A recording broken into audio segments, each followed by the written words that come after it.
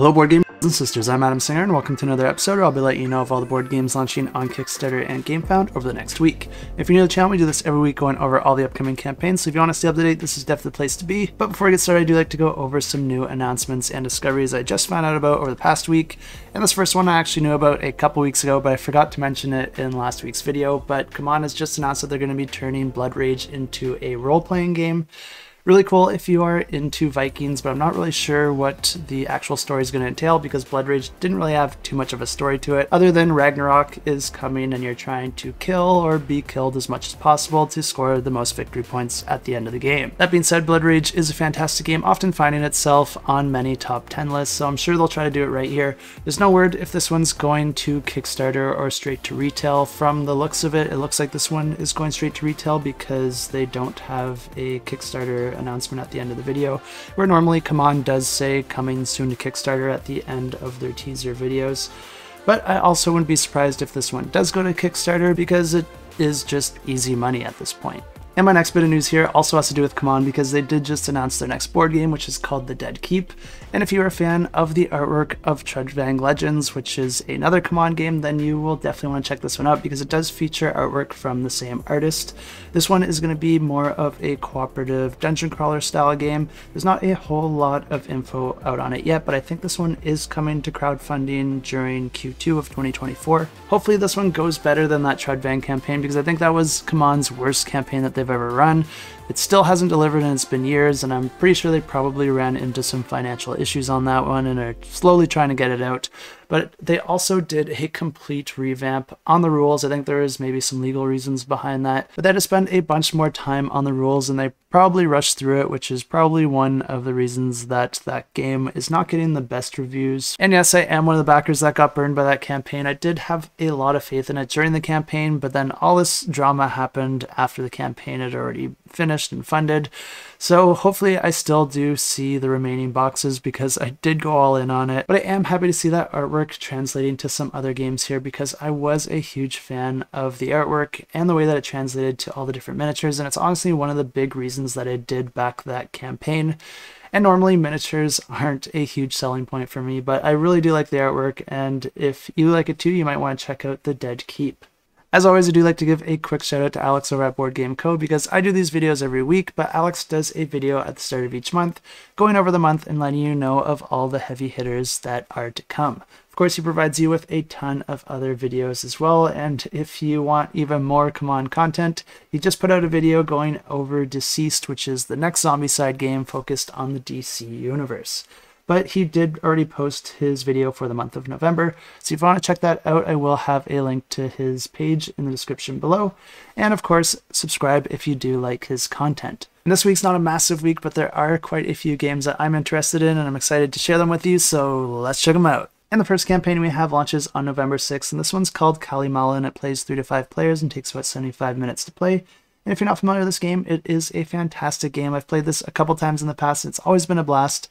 I do recommend this one, and I think it is excellently designed. This new version is actually going to be playing down to as low as 2 players with a new set of rules to accommodate that. But it's also going to be featuring artwork by Ian O'Toole, as well as some deluxified components. But something that I really love about this game is the amount of variability it gives you from game to game, because at the start of each game, you're going to be putting out a bunch of scoring tokens at the top of the board here. And this is essentially dictating the order of scoring for particular objectives as you play the game. And since these are all randomized, you're going to get a completely different order of objectives depending on the game that you play. And this can drastically change what you're going to be investing in sooner in the game. And you can also choose to maybe forego one so that you're better prepared for others. So it's always a balance of deciding what you want to invest in and what opportunities arise for you to be able to do so. Because this is a game where you can actually take 2 actions on your turn using this really neat action board that's located at the bottom of the board.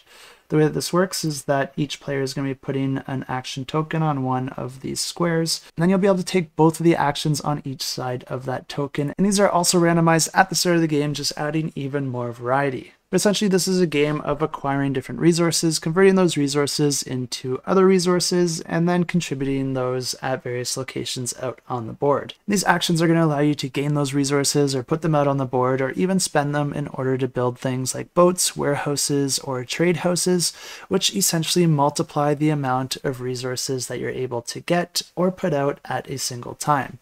But a really cool feature of this game is that anytime that you take an action location, you're not actually blocking the other players from taking that action, but anytime that a player takes an action that has already been used, they're going to be putting their action token on top of the tokens that are already there. This is going to allow them to take the action, but then it's also going to allow any of the players who already have tokens there also to take that action at that time. So it's always good to try and get low on that totem pole. And I love this aspect of the game because it keeps all the players involved at all times, since every player's decision matters so much to every other player, which is something that I do love to see in competitive games. But the stacking is also really important for another reason, because anytime that a stack of tokens reaches a height of 4 tokens, that's going to be triggering the next scoring objective to activate. This means that the scoring is going to be activating based on the player's decisions, and if a player wants to rush one of those scoring tiles, they can try to get more tokens on a single spot to try and trigger that.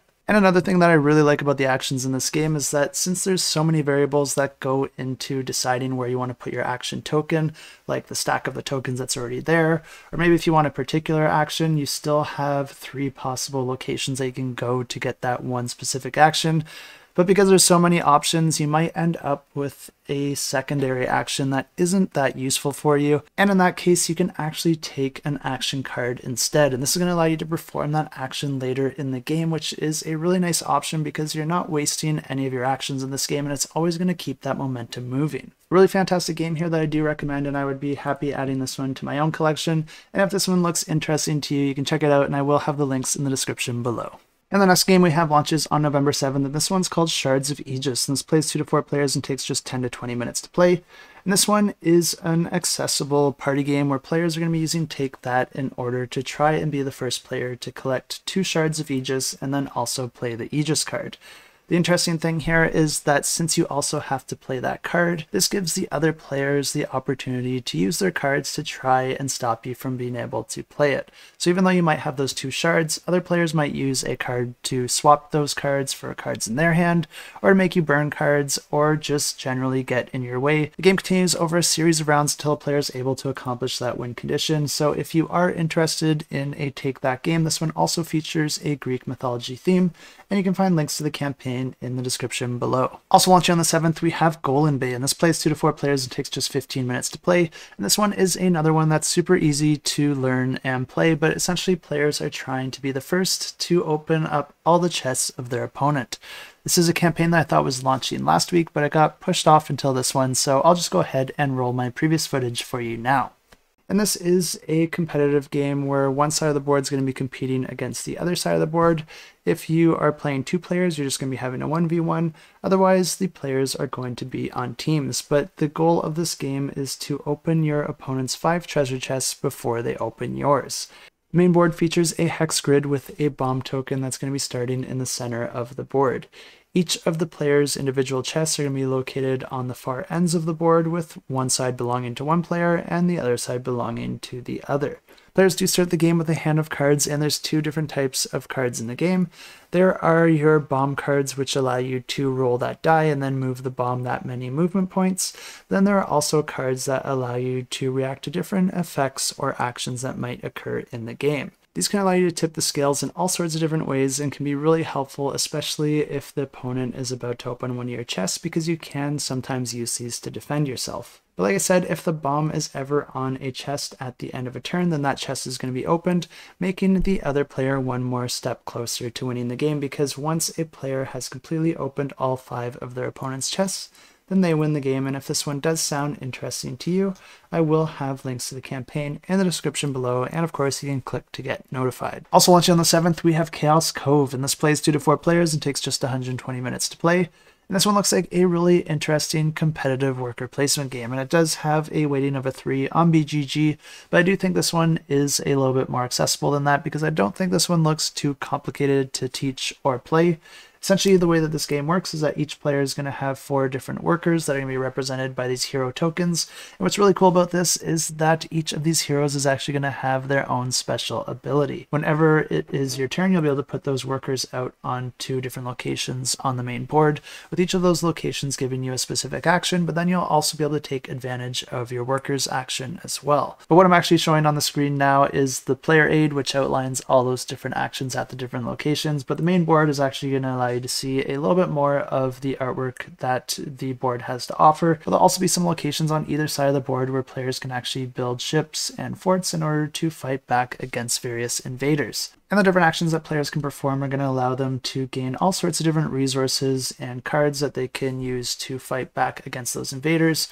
or to build different ships and forts, which, like I said, can also help you battle against those invaders depending on where you build them out on the board. But whenever you gain one of those ship or fort cards, you'll also have the ability to activate that ship or fort in order to generate some sort of resources or to convert resources into other resources. Of course, they do have a cost in order to initially build it, but once you do that, you will be able to use it to build up a little bit of an engine. And like I said, there will be invaders showing up on the board, and they're going to have some amount of strength that players are going to have to overcome with their forts and cards in order to defeat that invader. Players who do this will, of course, gain some amount of victory points, but players might also want to work together on this, because if too many invaders go undefeated, then all the players lose the game. So even though this is a competitive game and you are individually rewarded for defeating these different invaders or making other accomplishments, players still might want to work together to some degree just to make sure not too many of these invaders get through. The game continues like this over 4 rounds, with each player using their 4 hero tokens to perform those various actions. But another cool feature here is that these hero tokens are actually going to be randomly distributed at the start of the game. But then every single round, each player is going to be passing all of their action tokens to the player on their left. This means that every single round, players are going to have a different set of actions to choose from, but every player will get to use each set once. And assuming that players are able to fend off those invaders for the entirety of the game, then it's the player with the most victory points at the end of those 4 rounds that wins the game. And if you are interested in this one, I do have it linked in the description below. Also on the 7th, we have Stars of Akarios, and this plays 1 to 4 players and takes about 30 to 120 minutes to play. And this one is our Discord pick of the week. And this one is a cooperative giant campaign game that has often been compared to Gloomhaven, but I think this one does do quite a few things differently. I think it borrows a lot of ideas from different games, but then brings them together in a very unique way. But in this game, each player is going to be taking the role of a pilot on a larger ship. But as I said, players are pilots, so each player will also have their own ship on that larger cruise ship that they'll be able to fly out into space individually and explore and attack various enemies. But what's neat here is that each of the ships will have special abilities along with the different pilots, and players can also upgrade or change their ships throughout the campaign. Players are going to be experiencing the game and discovering its narrative over 3 main acts with a ton of different scenarios to experience, but players aren't actually going to be playing every single scenario in this game, because depending on your successes and failures and the decisions that the players make, that's going to determine which path you take through the narrative and determine which scenarios players actually get to experience. So even if you do play this a second time, you could end up experiencing some very different outcomes. Of course, all these different scenarios will be outlined in the campaign booklet, which is going to be walking you through the campaign and presenting you with your different options and decisions, and also instructing you how to set up the various boards depending on the type of scenario you get into. There are a whole bunch of different scenarios in this game with different win and loss conditions, and of course each of them are going to be providing more narrative as you play through them, but a common scenario is a space battle where players are going to be setting up the main board with some space debris or asteroids and enemy ships, and players will be trying to accomplish certain objectives while fighting against the various enemies. The way the game works is that players will be rolling a pool of dice, and then players will be assigning those dice amongst each other in order to activate the different areas of their ships, usually to do things like maneuver or attack the enemies or perform other special effects. But what's cool about this is that when you do attack an enemy, each player's ship could have access to different types of weapons that can have different effects. They could have different power levels, or even do things like stun the enemy or deactivate some of the ship's systems, making them more vulnerable in different ways. Once all the players have performed their actions, you're then going to be moving into the enemies phase and drawing an activation card for each of the enemies still out on the board. The cool thing here is that all of the enemies can work very different from each other depending on the type or class of enemy you're going up against, because you're going to be drawing from a different deck of cards depending on the type of enemy you're drawing for. But this card is going to be dictating the behavior of the enemy, and you're just going to be resolving each of those cards' effects. The rounds continue like this until the players either win or lose that scenario, and then you're going to be following the campaign booklet to see what happens next. But I did mention that this is a game that offers different types of scenarios. What I meant by that is that not all your scenarios are going to look anything like this or even take place on a space battle board, because you can also go into scenarios that have you exploring the outer reaches of space, as players are going to be navigating through cards, matching the different numbers together and drawing the appropriate card in order to expand that map and explore more of what the space has to offer. Which brings us to another possible scenario where players can actually leave their ships and go out on foot, exploring different space stations or even the planets themselves, using the same tile system where players are going to be landing on a particular tile, and then exploring the edges of that, interacting with any points of interest, discovering different items, gear, or upgrades, or even enemies out on the planet's surface. Some of the planets can even have different buildings that players can enter, and of course players are trying to visit these planets for a particular objective, to gather different key cards, gain access to different areas, or make certain discoveries, and of course any of these could trigger different effects that could propel the narrative in different ways. This new edition of the game actually makes quite a few improvements to the game that I really love to see, because they put a lot of time and effort into revising portions of the rulebook and making the game easier and more streamlined to play. And they also worked on the space exploration and world exploration portions as well,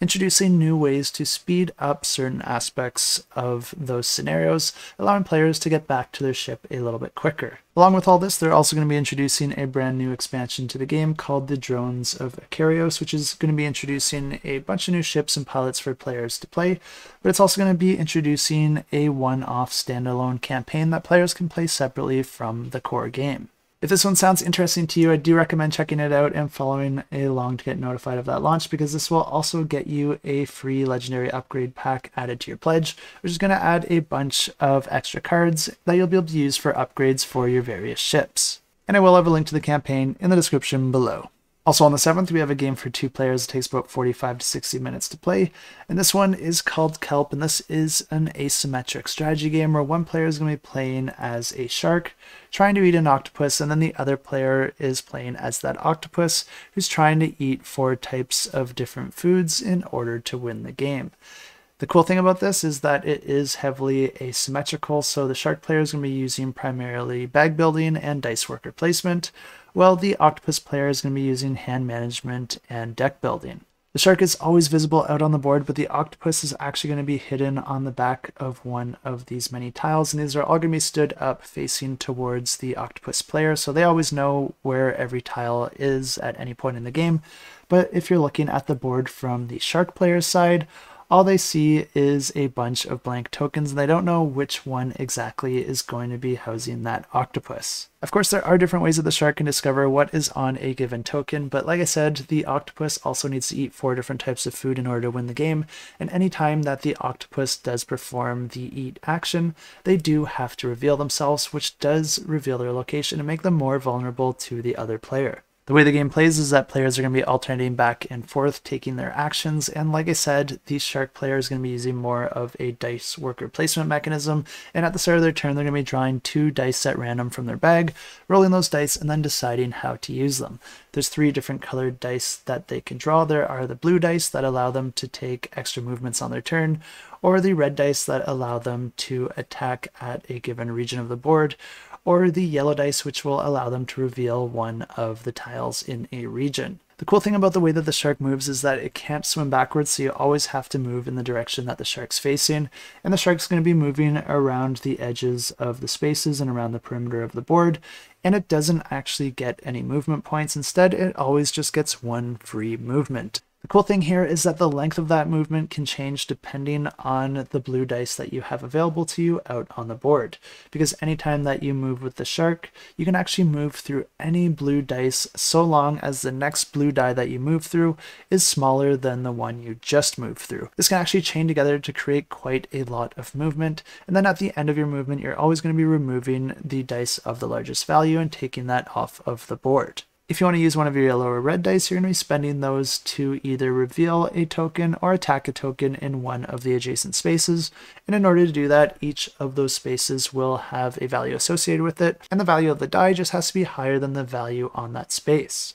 The cool thing with these dice is that you don't actually have to use them, so if you got a color or value of a die that isn't particularly useful for you, you can reserve it off to the side and then later spend that value in order to purchase ability cards. These ability cards will give you all sorts of different ways to tip the scales in your favor, but it does also come at the cost of those dice, and then anytime you do purchase one of those ability cards, one of those die must go on to a track on the side of the board, and once this track is completely full, then that shark player has run out of energy and lost the game. And one thing to note about this track is anytime that you attack a space on the board, you always have to put that red die on the track after you attack, which means that you only really want to attack when you are sure that the octopus is located in that location, because you don't want to be wasting your attack dice. Like I said, the Octopus player is going to be playing a little bit differently, using more of a deck building mechanism, as well as manipulating the cards that they have access to, as well as manipulating those tokens out on the board.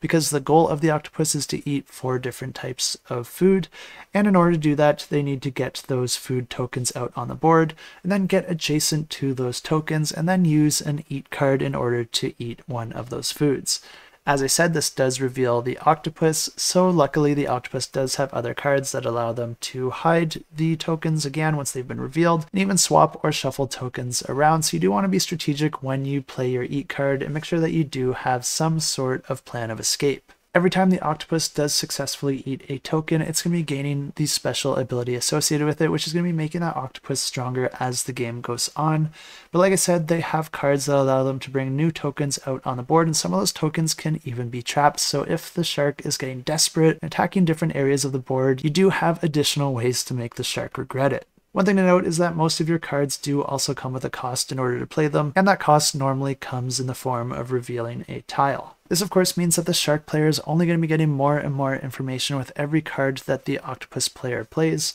which only emphasizes the urgency of the octopus player to try and eat that food and use one of their cards to get back into hiding as quickly as possible. But if the shark is able to attack the octopus player, this is going to be putting players into a shark attack, and this doesn't necessarily mean the end of the game, but it does get harder and harder for the octopus to escape with each time that this occurs, because each player is going to be starting the game with 3 different cards, and then during the shark attack you're going to be using one of those to put into play into that shark attack. This uses a bit of a rock, paper, scissors mechanism, but this isn't completely random because each of these cards does also come with a special ability, and depending on the situation of the game, you might have some idea of the card that your opponent wants to play. But the catch here is that once the octopus player uses a card in one of these shark attack situations, they can never use it again for the rest of the game. This means that you might survive the first one and you might survive the second one,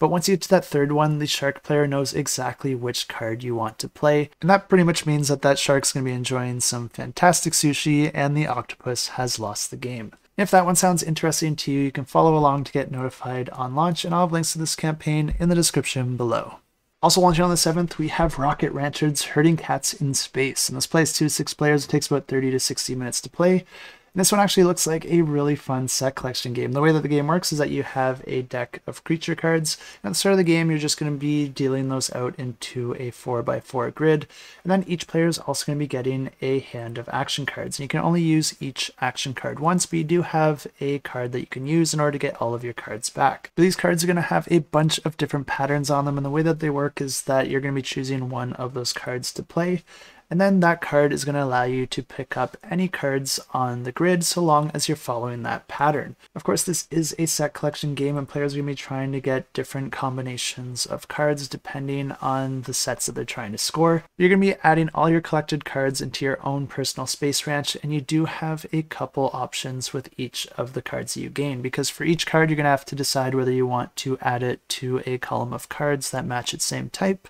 or if you want to create a new column of cards. Whenever you create a new column of cards, you're always going to be putting that card face down, which indicates that you have a new spot in your ranch in order to add cards. But then within that column, you can only add one type of card, and it doesn't have to match that card that you used to start the column, because like I said, that one is face down. And as you might have expected, the cats are a special card in this game, because anytime that you're taking cards from the tableau, if there's any cats adjacent to the cards that you're picking up, then you also have to pick up those cats. And the cats can never be used to start a new column of cards. Instead, they're always going to be going into the specific cat column. These space cats can be worth positive or negative points at the end of the game, depending on how many you have in that column. So players will want to be aware of this and be strategic with the cards that they're picking up so that they don't end up in a situation where they're losing points at the end of the game. Luckily, there is one more action card that I haven't mentioned yet that does allow players a little bit more control with the cards that they're picking up, because this one allows you to swap the location of some of the cards out in the display. The display is always repopulated with new cards from the draw deck at the end of a player's turn, and once that deck completely runs out, the player with the most victory points wins the game. And of course, like I said, those victory points are going to be determined by the scoring objectives for that particular game. And if you're interested in this one, you can check it out. I'll have links to the campaign in the description below. Also on the 7th, we have Ravaged Star, the tabletop miniatures wargame, and I don't normally dig too deep into the wargames, but this one is going to be offering you a ton of different miniatures, and I think the original campaign was mostly focused on the miniatures, but this one is also going to be introducing different ways to actually play the game. There's going to be a bunch of different bundles that are going to be adding new miniatures and factions, but also with different ways to play the game. And the different options of gameplay will also offer different player counts, but then also range between more entry level to more advanced rules of play, allowing for players that maybe are less experienced with wargames to still experience what this game has to offer. And if you are interested in this one, I will have a link to the campaign in the description below, and of course you can check it out if you want to learn more. Also launching on the 7th, we have Valka, and this plays 1 to 8 players. It takes about 25 to 60 minutes to play. And of all the games that I'm going over with you here today, this is probably the one that I'm most likely to back. This one is a card battler, but I think it's doing a lot of things different.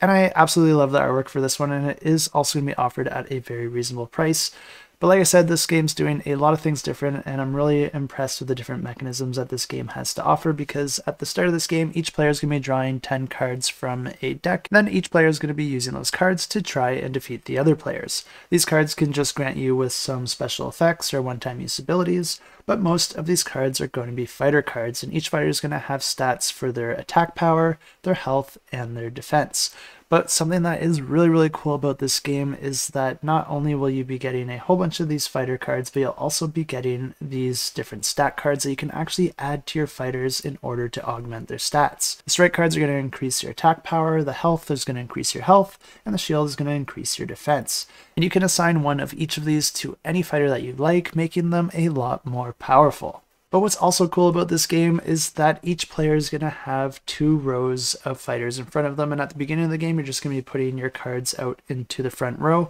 and it's the front row that you're going to be attacking from, because every time it's your turn you get to activate every single one of your fighters in the front row, issuing attacks on whatever other fighters that you want from your opponents. But the back row is also super important, but for very different reasons, because the back row is the only location that you can freely add and remove cards to and from your hand, and it's also the only place where you can add additional upgrade cards to the fighters. And also, anytime that a card comes into the back row, it is also completely healed. Moving your cards between the front and the back row isn't super easy, but there are a few ways to do it. The first is just by playing any associated action cards that allow you to swap cards or move cards forward or backwards. But then the other way is once all the cards in your front row are defeated, your back row is automatically going to be moving forward. This is going to be opening up the back row, allowing you to put any new cards from your hand into that row, preparing yourself as best as you can for the future, because if all the cards in your front row are defeated and you have no cards in the back row to take their place, then you automatically lose the game. But another cool aspect of your fighters is that each of them is categorized into a particular type of fighter, and this is going to be indicated by the icon in the bottom left corner of the card. This comes into play when you're putting your fighters out into battle, and if you're ever able to get 3 of the same icons in the front row, then you're going to be forming something called a warband, which is going to be giving some massive upgrades to those fighters. One of these icons does also act like a wild, making it a little bit easier to form a warband with that card.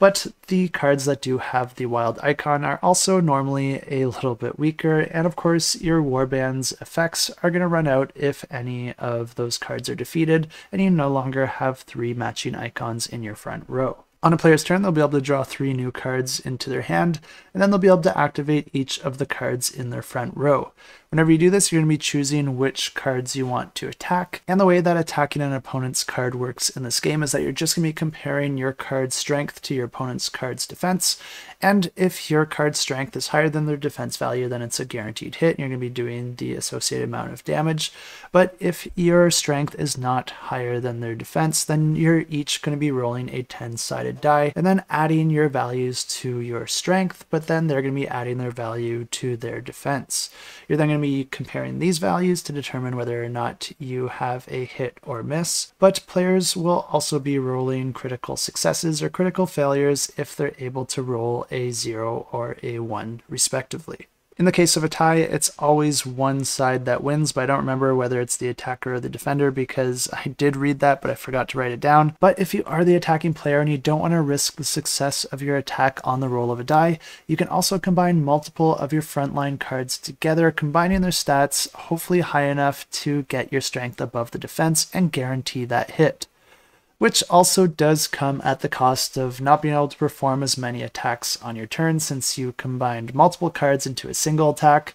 which is awesome because it provides multiple options to the player, each with their own trade-offs, which is always something that I love to see in games and I think makes those decisions a lot of fun. I really do like what I'm seeing with the design on this one, and I love the artwork as well, so I'll definitely be following along with this one, probably backing it, and if this one looks interesting to you as well, you can find links to the campaign in the description below. And also launching on September 7th, we have Perseverance Castaway Chronicles, and this is going to be introducing the final chapters to the game with episodes 3 and 4, and this is a game that plays 1 to 4 players and takes about 90 to 180 minutes to play. And if you're not familiar with this game so far, this is a competitive game where players are marooned on a deserted island, and they're forced to live off the land in order to survive.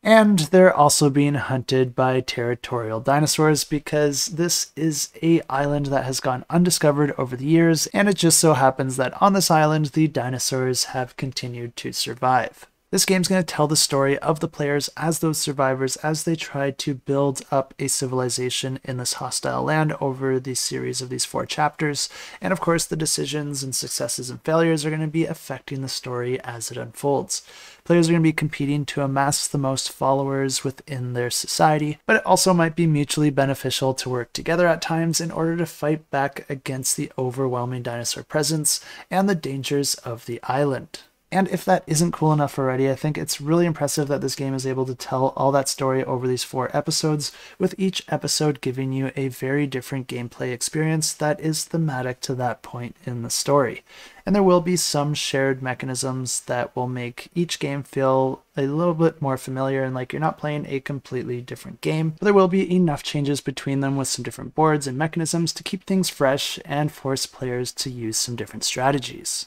And for all of you out there looking for an impressive game that has just a little bit more crunch, this one is a great contender for Pick of the Week. In the first episode, players are going to be struggling to survive as they build up a shelter and settlement on the outer perimeter of the island. Players are going to be confined to the area that they crashed with their ship because it's just too dangerous to venture any further into the island, so you're going to be trying to build up your settlement on that beach. The main board is going to represent the area where players are building up their settlement. It's going to be broken out into 4 different lanes, each with their own actions for players to perform, but then each of these lanes can also be individually attacked by dinos. The main mechanism in this episode is going to be dice worker placement, where players are each going to have dice of their color, but then neutral white dice that they're going to be issuing out on the board to perform various actions. But then if you can also get a majority of your colored dice in certain areas, that will also give you additional benefits. The different actions will allow players to do things like gain food and resources that they can spend for other actions like recruiting and upgrading units, sending those units out on patrol cards, which essentially take those units out of the game for a varying length of time, but have different costs and benefits when they are completed. Players can also use actions and resources to build their shelters for different bonuses, or even build fortifications on the edge of the forest to hold those dinos back, and also gives the players more options to deploy units for defense when those dinos do attack. And like I said, players are trying to get as many dice of their color out on the board as possible, so there is also an action for players to convert their neutral white dice into a die of their color, giving them more options for area control when they do put those dice out on the board. The value of the die that you're placing out on the board is going to determine the options that you have available to you when you're placing it, and also some of the actions and placement locations will attract dinosaurs to that region of the board, populating the top portion of the board by the forest, and once that's completely full, that's going to be triggering a dinosaur attack. Any units that players have deployed to defend that area of the board are then going to be fighting back against those dinos, and depending on their strength and the strength of the dinos that accumulated there,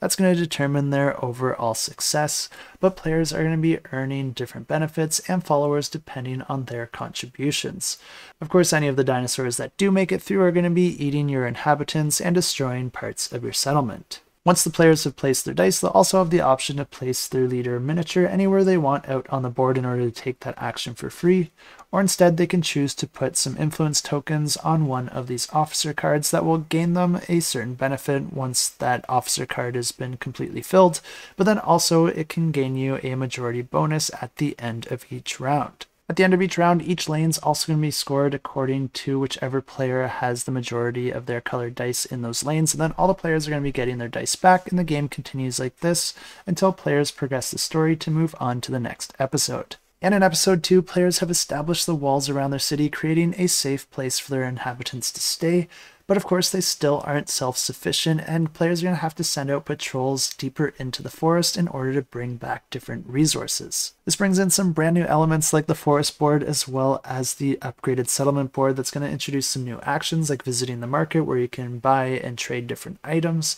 or even perform the adventure action that allows you to go out and explore the forest, clear different areas of dinos, and also build up camps, outposts, and watchtowers, and then defend those camps against dinosaur attacks. Players will also be able to discover different relics and uncover more that the island has to offer as they explore out deeper and deeper into the island. Fending off any dinosaurs will still give you rewards like it did in the previous episode, but now players also have the option to capture dinosaurs as well, which essentially allows players to use that dino as a resource to perform some special actions in this episode of the game. In episode 3, the settlement has found some peace as it's now safe from dinosaur attacks and has grown into a bustling city. Players have not only become proficient at fighting against these dinosaurs, but they have also figured out how to tame and ride these dinos. This now allows them to venture even further into the forest, while also having additional protection in addition to their troops in order to fight against anything that they might encounter. Of course, the island's full of mystery, and players will be able to visit different locations to either discover ancient relics for unique bonuses and effects, or instead they can choose to establish their force in that area for area majority for victory points at the end of the episode. And not only will players be able to go out and explore more of the island, but there's also more to explore here within the settlement as well, because each player now has their own individual player board representing the area that they control within the settlement, and players will be able to use the dinos that they collect basically as construction equipment in order to build that settlement up, till the land and build a little bit of a ranch, and this essentially acts as an engine building mechanism because players will be able to add more and more to their boards, and then as a secondary action on their turn, instead of adding influence to one of those officer cards, they can instead activate one row of their ranch, gaining the benefits that that row has to offer. And if you thought that all that peacefulness in episode 3 was just a little too good to be true, well, you'd be absolutely right, because in episode 4 your presence has attracted the attention of the ancient beasts that have been hidden on the island and in the ocean around it. And this might be the most dangerous episode of all, but it's also the most epic because everything is on a grander scale. Players have built up their settlement and have reaped the rewards of the island, but now your threats are also getting bigger as well. Players are going to have to decide how they want to split up their efforts, if it's worth fighting back and trying to protect your land on this island, or if you want to put those efforts into building up your new ship and train the appropriate crew to maybe make it back to mainland civilization. Either option takes time, and players are going to have to make a lot of sacrifices to accomplish either of these feats, and players are going to be repurposing their ranches to prop up the main city that is now in dire need. Players are going to be moving up different contribution tracks depending on their contributions to the efforts, which will score them victory points for this portion of the game. Players can also complete both land and sea adventures to gain access to new rewards, but then it also determines the endgame scoring conditions. Players are going to be pushed into a corner by these ancient beasts, making it very difficult to gather new resources and making it very difficult to protect every aspect of your settlement. This means that it might be better to let those establishments go and uproot them for whatever resources you can scavenge from them and divert those to other efforts within your walls. There's not a whole lot more info on how episode 4 plays at the time of me filming this video, but that'll give you a general idea of what you can expect. And if you do want to learn more, there will be more revealed during the campaign, and of course I will have that linked in the description below. And if you are interested in this one, I do recommend checking it out, especially if you're into a game with a little bit more crunch, and you can find a link to this campaign in the description below. Also on the 7th, we have Undergrove, and this plays 1 to 4 players and takes about 60 to 75 minutes to play. And this is also a game that I am super interested in. I'm always interested by anything by AEG just because I have historically liked a ton of their games. And this one looks like a lot of fun, and I also absolutely love the theme on this one because in this game, players are working competitively as trees.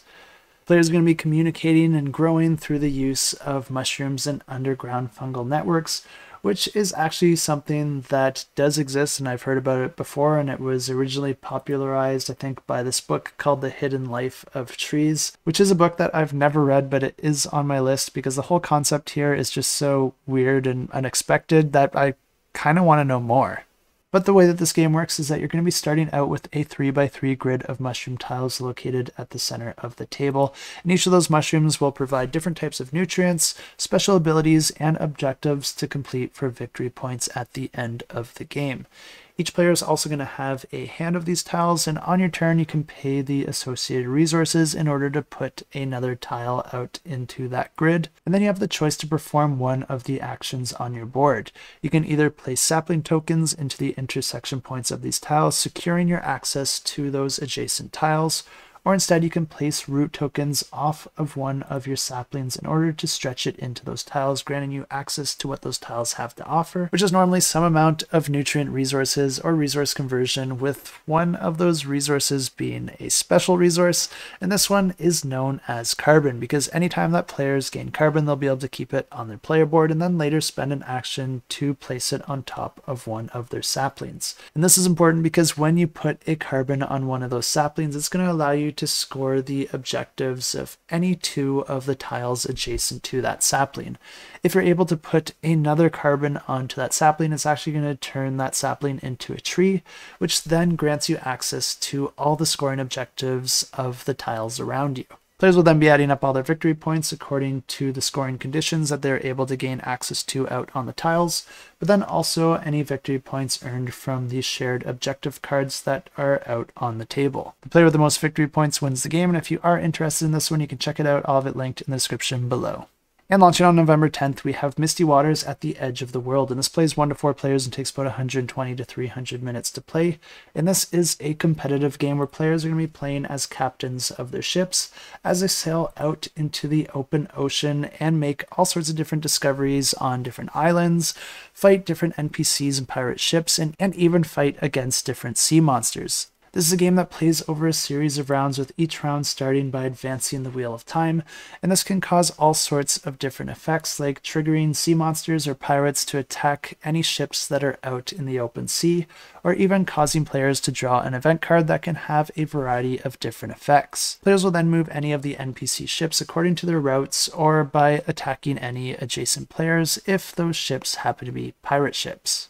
Weather cards will then advance to the next card in the row, which can affect movement as well as other actions within the game. And since there is a row of these weather cards, you can always see the type of weather that's coming up so that you can prepare for it. But after all of that's done, players are going to be drawing their hand of action cards and performing actions on their turn as they move their ship across the board. Players are going to have a certain amount of movement depending on their ship and the weather and the action cards that they might have available to them, but there isn't really any order between movement and using your action cards. Your action cards are just something that you're going to be using to augment the different actions and abilities that you perform on your turn. The current state of the board and the position of that player's active ship are going to determine which actions are available to that player, but if they're next to an island, they can use an action to reveal one of the island cards, and these normally present a few different options with varying benefits and risks that the players can try to attempt, which usually involves some amount of push your luck or rolling a die in order to try and complete some sort of test.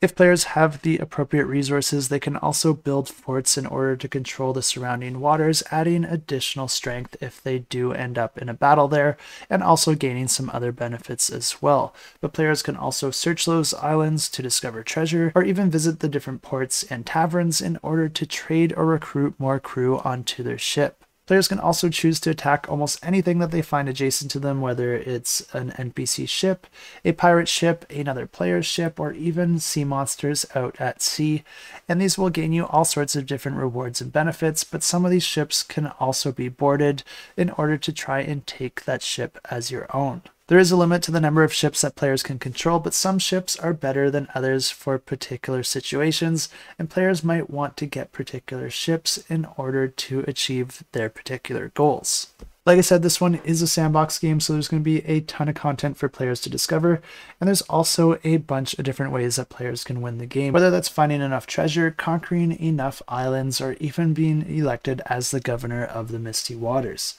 And not only can players upgrade their ships, but they can also upgrade their crew as well, which will gain them all sorts of different benefits depending on the type of crew they have on that ship, allowing them to sail through more treacherous waters or even be more proficient in battle. And if you are interested in this one, I will have it linked in the description below. And that is everything I have for you this week, but don't leave yet because as always, we do have a few awesome giveaways to announce. And the first one is actually going to be for an all-in pledge for the Gilded Realms. And this one looks like a fantastic game. It was my pick of the week in the week of its launch, and this is a game where players are each going to be building up their own individual kingdoms. Each player is going to have their own kingdom board with a bunch of cards that they're going to be using that depicts the development of their kingdom, and as you build up the different aspects of your kingdom, you're actually going to be swapping out those cards, which builds up your engine, but then also comes with a nice bonus of a visual representation of your kingdom improving. But the thing that I really like about this game is the way that the tableau building works, because players are going to be gaining different cards throughout the game, but then you're going to have to try and pay resources in order to build those cards, and you're going to be putting those cards into the build portion of your board, and then each round those cards are going to be moving down until they reach the bottom of your board and they are essentially built. This means that you'll be able to put those cards out into your kingdom and gain their benefits. Or in the case of the military cards, you'll be able to use those in combat. But the cool thing about that is when you do use one of your combat cards, you're going to be putting that back into this build phase as a cooldown before you're able to use it again. Of course, there are different actions and resources that you can spend in order to speed up the build of your different units and buildings, and players can take advantage of that to try and expedite the things that might be more beneficial to them to have a little bit sooner. And yes, players can attack each other, but there is also growing threats that will be appearing around your kingdoms and threatening all the players collectively. And the cool thing about this is that at the end of every round, players will be able to decide what type of stance they want to take. Do they want to take a defensive stance to hold their ground a little bit better against any attacks? Or do they want to take an attack stance to attack another player or an NPC? Or do they want to take the worker stance, which can boost the amount of resources that your kingdom generates at the end of the round, because at the end of each round, you're going to be activating each region of your kingdom left to right and getting the benefits that your engine provides. And this giveaway is going to be for the deluxe edition of the game, along with the expansion and all unlocked stretch goals. And all you have to do to enter this giveaway is leave a comment down below with the hashtag kingdom. And you can say anything that you want, but if you're looking for something in particular,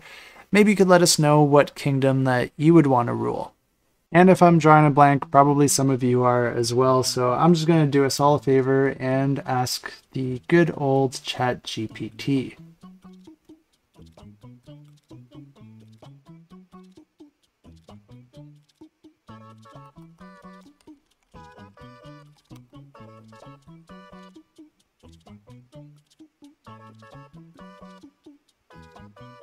Alright, so I think I found the ultimate kingdom for me to rule, and this is the Kingdom of Wayno, because not only do you get to live in this really cool waterfall tree, but you also get an island that is broken up into a bunch of different regions, and each of those regions actually has a very different climate. This means that if you want to go skiing down the mountains or sunbathing out on the beach, you can do both of those in the same day if you want. Not to mention this place has amazing food, so I think this is definitely the ultimate choice for me.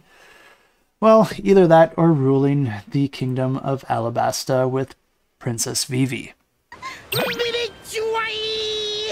And the next giveaway we have is for a pledge for Ynaros Fallin, and this one is a really interesting area control game, because in this game players are going to be taking turns performing a number of actions on their turn. Essentially, players are going to be bringing their units out onto the board and then trying to take control of the different locations. But what's really interesting about this is that when a player is able to take control of that location, you're actually literally taking it into your possession and adding it to your own personal player board. This is going to be granting you with additional powers associated with that location that you'll be able to take advantage of as the game goes forward. Players will also be able to use actions to gain cards into their possession that they can use for multiple purposes, but one of the primary uses of those cards is to fight against your opponents in combat, because if you do move onto the same location as one of your opponents, you can actually fight against them and potentially kick them off the board, giving you a little bit more freedom in that area. Lots of interesting concepts with this one, and if you do want to learn more, I will have links to this campaign in the description below. But this giveaway is going to be for the deluxe edition of the game, which gets you the core game as well as the expansion and all the 3D miniatures and stretch goals as well. And if you are interested in this one, all you have to do is leave a comment down below and leave the hashtag.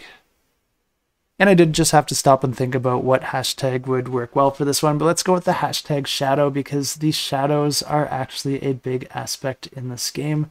And you can leave any comment that you want down below, but maybe you could let us know what your go-to shadow puppet is. For myself, it's always been the moose, and I don't even remember where I learned this, but it's super easy to do and nobody ever does it, so it always impresses as well. So that's mine. Don't take it, it's mine. And for the next giveaway, we have a pledge for Timelancers, and this is a game where each player is going to have their own time machine, and you're going to be moving around your pieces out on the main board in order to gain different resources in order to activate that time machine. But then players are also trying to fulfill objectives by going back into certain points in time and changing the outcome of certain events. Depending on if you change that event in time or allow it to occur the way it was supposed to, it's going to determine the orientation that that card goes into your tableau, while also determining the specific benefit you get from it. But what's really neat about this is that it does create a cascading butterfly effect, changing any of the events that came after it to their opposite orientation. This creates a really interesting puzzle while players try to complete different objectives, but then also try to get the benefits that will most benefit them. And this giveaway is going to be for the all-in pledge, which will get you a copy of the game, a playmat, the expansion, and all unlocked stretch goals and upgraded components.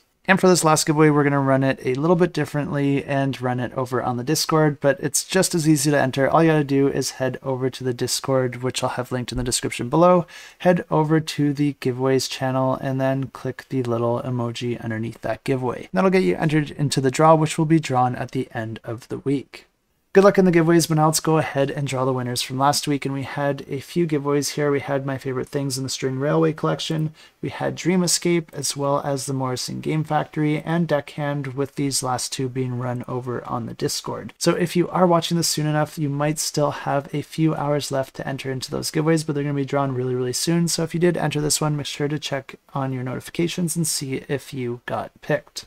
Let's go ahead and draw the winner for My Favorite Things and the String Railway collection first. And to draw a winner, I normally do use this application here, but this thing has just been breaking almost every single week. Before I couldn't add my Patreon subscribers, and now it doesn't allow me to draw from the comments. So we're going to have to do something a little bit different here, and let's start by flipping a coin. And if it's heads, we'll draw from the Patreon subscribers, or if it's tails, we'll draw from the YouTube comments. So let's go ahead and see what we get. So it's heads, so I'll have to draw from the Patreon subscribers, and I guess...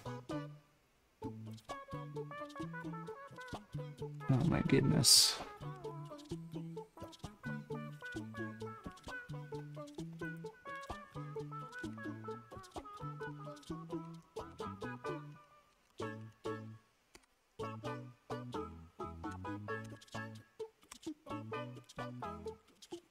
Alright, so I think we're all in order here, so let's go ahead and draw a winner for my favorite things and the String Railway collection. I have no idea what this is going to do, but let's try it out.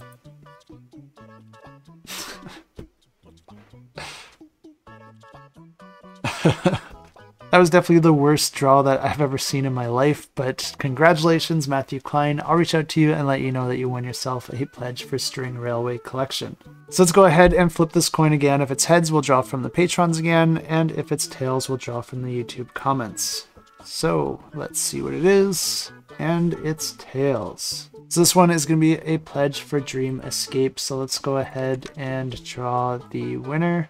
and grab a comment. And our winner is David Brown, and yes, he is giving me slack for dressing up as a 1920s jazz musician, but then having a electric bass guitar, which wasn't invented until the 50s, so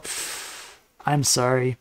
In my defense, I did actually have an accordion as part of my costume, but it just didn't stand up as well in the background of my video. But congratulations, David. Just reach out to me at adam@shelfclutter.com and we'll get that pledge all sorted out for you. And that's all I have for this week. I hope this video has been useful, and I hope you all had a fantastic past couple weeks with lots of leftover Halloween candy. And we're only a few days past Halloween, but that's pretty much all it takes before we start hearing that Christmas music pretty much everywhere we go, so we have that to look forward to. I hope the chocolate that you have left over from Halloween provides you some comfort. But I think with Christmas on the way, we should start to see these campaigns slowing down. But looking at my list here, it looks like we still do have a couple good weeks ahead of us, with Deceased from Come On launching next week, along with Food Chain Magnate,